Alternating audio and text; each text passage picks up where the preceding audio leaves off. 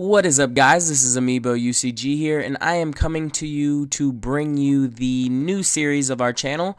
It is custom Amiibo how-to videos, and basically with this one we are going to start up with Lightyear Megaman. Now this was my first custom that I ever did, so I want to show you guys how I kind of did that. So as you can see, there's a couple different things on my table. I have a razor blade basically to open up my Amiibo boxes. I have some Model Master paints, and I'm going to put the link to where you can buy these paints in the description of the video. Also, I just have a couple different brushes, different size tips, and I got those from Michael's, the craft store.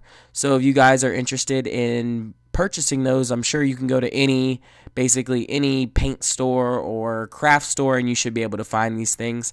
Also, if you can kind of see right in my hand, I have basically just a brush cleaner that can basically get off any of the excess paint or paint that I don't need on my brush anymore. So yeah, let's get right into things, and let me show you how I created Lightyear Megaman. And as you can see, there's a couple different colors. So we have green for the shirt and on the boots of the Lightyear Megaman. Also, we have purple for the top of his helmet, and we also have white for the legs. So let's go ahead and unbox a brand new Megaman amiibo. Basically just cut down the sides and try not to cut your fingers. Yeah, so we also need to tape this up so we don't get any paint on the base. As you notice on my first one that I created, I did not use any type of masking tape. So you can go ahead and cut little bits and pieces and basically piece together so the bottom is not showing, and also make sure that you get in between his legs. Now I started off painting his helmet. That's where I always start at the top.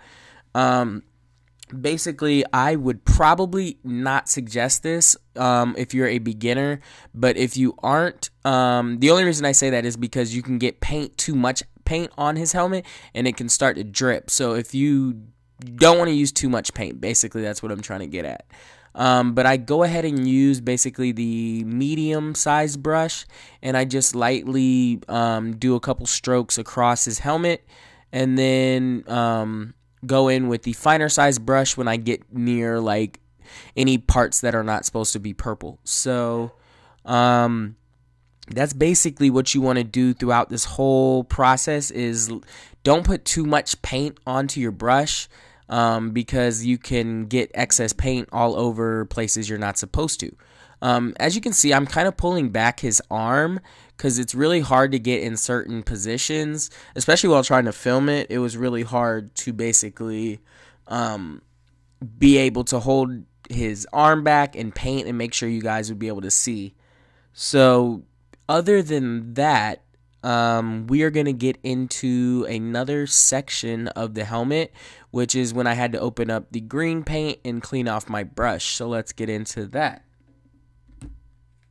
Alright guys, so as you can see on the front of his helmet, there's a little piece of green, kind of like a reflector. I guess that's what it's supposed to be. But other than that, as you can see, I also put some Q-tips across from me, so that's if I get any paint. It kind of helps if you wet them before you try to basically put them in the paint, because then the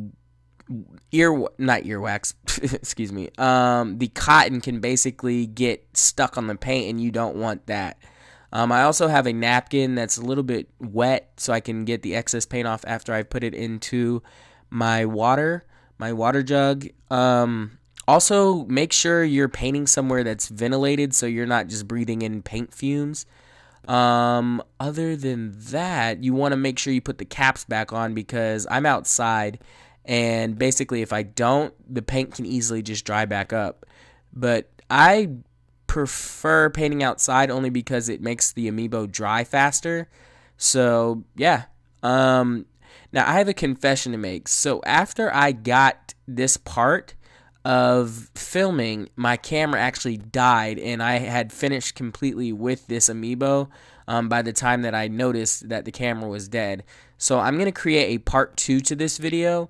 I'm going to go ahead and create a second one pretty soon, maybe in a couple days. You'll see it up on my channel, but I just wanted to give you guys a brief kind of tutorial on how to paint amiibos in general. But there will be a part 2 to this video showing you how to paint his body, the cannon blaster white, and also his gloves with the purple on the top. But you can do this with basically any amiibo. Just let your imagination run wild.